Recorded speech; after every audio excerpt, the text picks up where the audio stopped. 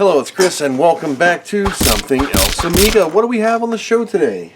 I got a box in from Des Moines, Iowa, from Mr. James T. And inside is, I don't know. We have an envelope. Dr. Chris. Get rid of that.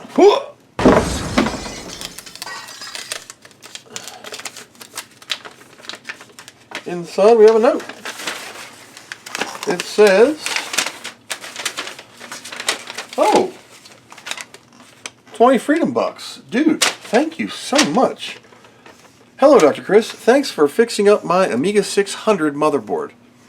The connectors for the keyboard and IDE interfaces are The connectors for the keyboard and IDE interfaces are wonky.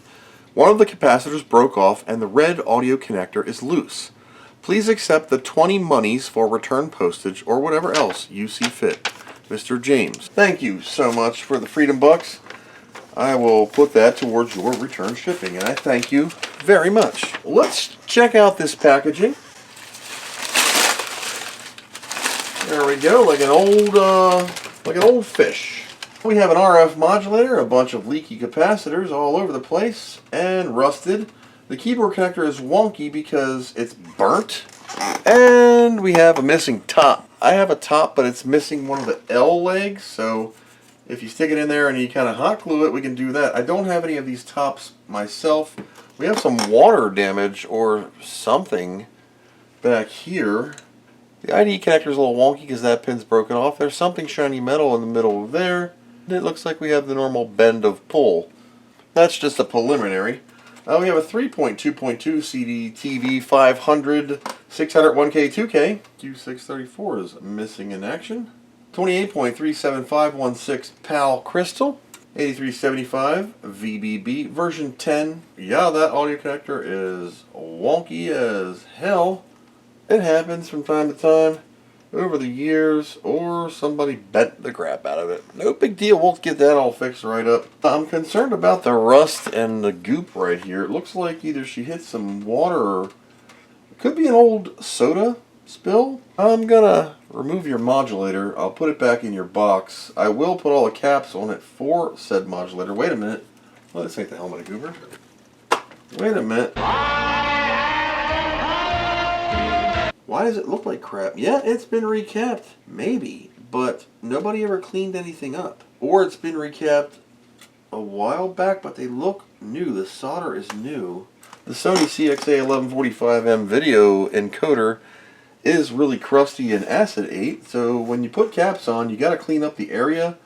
And don't just stick them on. Whoever did this one either tried to pull out the RF module or the right audio connector to get to those two, but ended up burning the keyboard connector.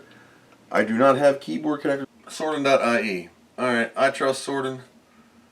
Even though here's one for $788, $495, here's one for $864, $487.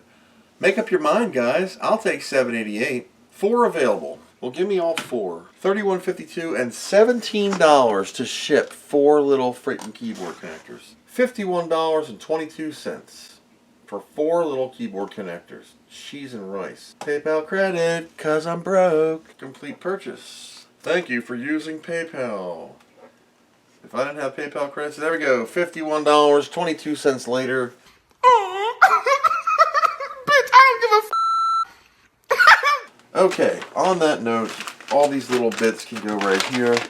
We have some testing to do on this unit. Mr. Hertel gave me that new thing I'm going to try. So again, Godfather, thank you for that. Accept this justice as a gift. So Mr. Hertel's light thing, we got to find the 600, which is the 4-plugger. A 600 connector. Alright. That would go like that. That is beautiful. I love this little thing right here. Thank you for shopping with us, and we'll hit energize. Please don't blow up. Please don't blow up. Light comes on, low, high. Amiga test kit's in the drive. I'm going to grab the 3.5 mil. We're going to hook it up and see how it actually sounds. Oh, I think the RCA connector is physically broken, not just soldered off. Fires right up. 3.2, 47.96, the original 3.2. Memory, we're first going to just test it. Make sure she's good.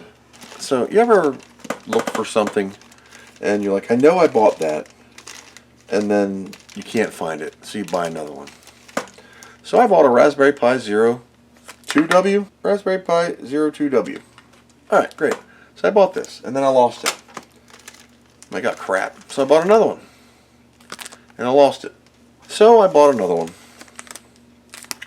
and lost it. Something's wrong with you. And I bought another one,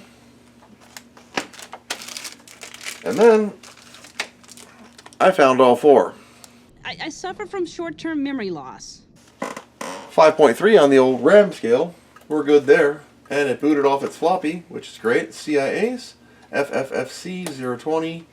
That's pretty good for an ECS machine. PALs are okay. 49.93 kilohertz are okay. Controller ports, left, right. Don't have a joystick. Audio.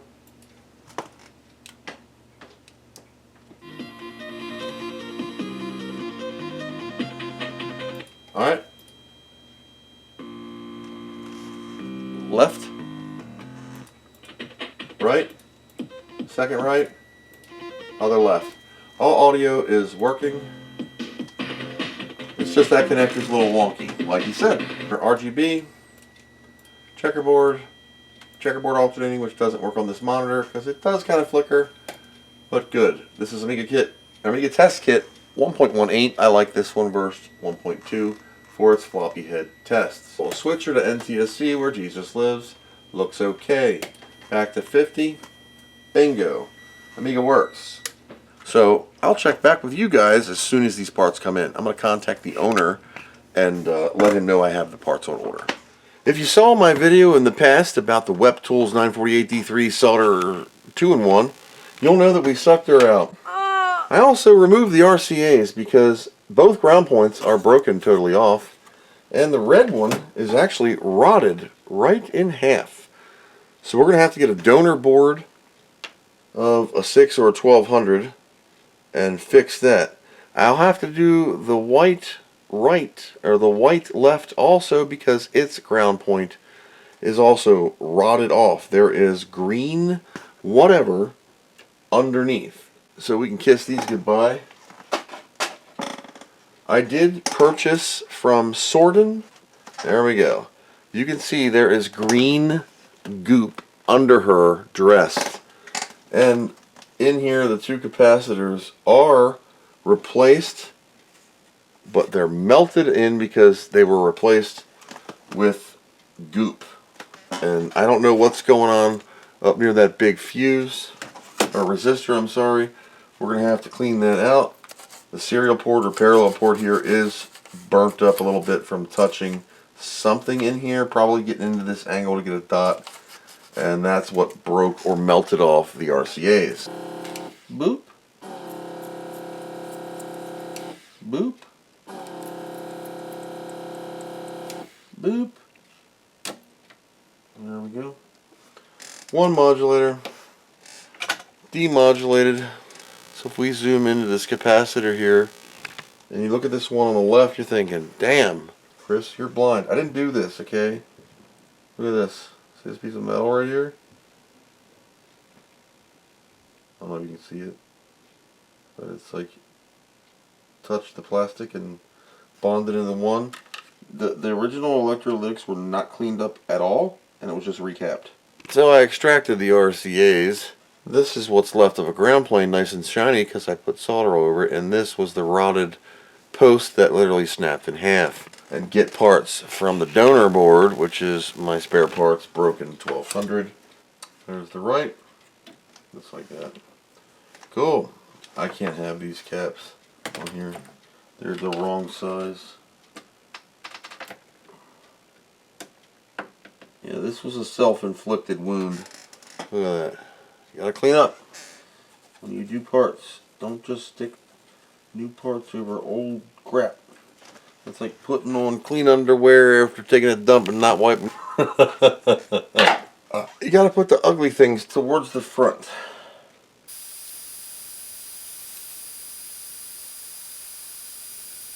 Alright. That's that. Little hooper sooch. There you go. New keyboard connector. new IDE pin, new caps, and replacement clean audio jacks that aren't all smashed up. And these are nice and shiny. You can see copper. And they're all clean and nice, because now we're going to fill them up. Not with this stuff, because this is too new. We're going to use the 1968.5. Well, there we go. Okay, so another problem I found with this is over here. One of the caps is literally ripped from the board. So where my crusty thumb is, then we got some weird solder bond here. There's a trace rip to that ceramic. Yeah, that's nice. And one of these has solder goop on it. I don't know what happened here. So we're gonna fix that. I'm gonna put a cap on it. I have to make legs out of wire because there are no pads, and bond them to their corresponding surfaces. 1 second. So you might hear some noises. I'm cleaning my print head. So this is what I did. Since the cap was destroyed, right here, it's a 10UF16. I put a 25 on there. I had to put it cockeyed because it had a ground bar left on the side, so I scraped it, got some copper, and kind of new the remaining ground bar, the positive terminal where it went to. So that fixes the cap. I fixed the transceiver also because it was ground and power were bonded together. That's not good. And now we'll go for a cleanup and a final test. So for part 1 test, I'm going to do Amiga 1011 floppy drive, Mr. Hertel's light, the new caps, the new RCAs, new keyboard connector, the fixed IDE repair pin, and then I'll test a go check with the hard drive. So this is floppy drive, new 500 power supply. Click, a low high. There's my monitor, which is not warm. Takes a second. There we go. Bingo, bingo, Amiga's alive again. Yay. How does sound? I'll retest it with the hard drive and another Gotek sound, but you know, why not? Great. It's a good feeling when they come back to life, isn't it?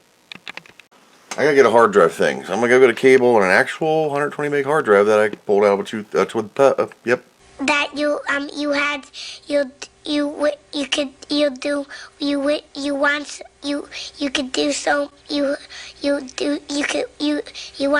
1200. I found a 60 gig wiped drive out of a Toshiba laptop. Photo pin. We're just gonna boot HD setup. We'll run HD toolbox and see what we see. Yeah, it does find it. It does find the drive. So hard drive's working again. Let's do new. Read definitions. 60 gig drive. 56 gig. It sees it. Hard drives isn't working. There you go. Oops, let's delete this one first. 3.7 for I don't have a keyboard, so TDH0 it is. And then I could do a new partition if I had RAM of 53 gigs. But I'm not, so I'm going to say delete. We're just going to do that DH0. Save, change the drive. Hard drive spinning now. Exit. There it is. So our pin repair worked. This is a physical hard drive, but I'm going to ignore all that and say fast format because I don't have a keyboard. You sure? Yep. Little lights are working in blue there. Hard drivey light. And we have a hard drive. The IDE is working and the sound is now working. And we have the modulator removed and everything is fine. We have new capacitors for the keyboard buffer. We have new-ish replacement RCA jacks, and we have new keyboard connector that's not burnt slap up. And she's all good. I cleaned up all the electrolytic battery damage. That was never cleaned up. And everything is cool. Hey, that looks pretty good. Now make yourself one, thickweed. So by the time this video comes out, Mr. James will have his 600 back and be enjoying it immensely. So that is another Amiga save 267? 8? I forget. My videos aren't in order. I try to write it down, but I lose the paper. So if you would like to help me continue to save these boards as long as I possibly can, please consider joining my Patreon. It's only a monthly charge, $1 or more if you're rich. And even my max tier is $25, and that greatly helps me afford to buy the parts that it takes to keep these computers, yeah, I almost said it, takes to keep these on the road. And it helps. It doesn't cover everything, but it does help, and it's greatly appreciated. So you can help me continue to save the machines that we love, because I believe in the Amiga. Thank you guys for coming along on this journey. Until next time, thanks for watching, and I hope you learned something.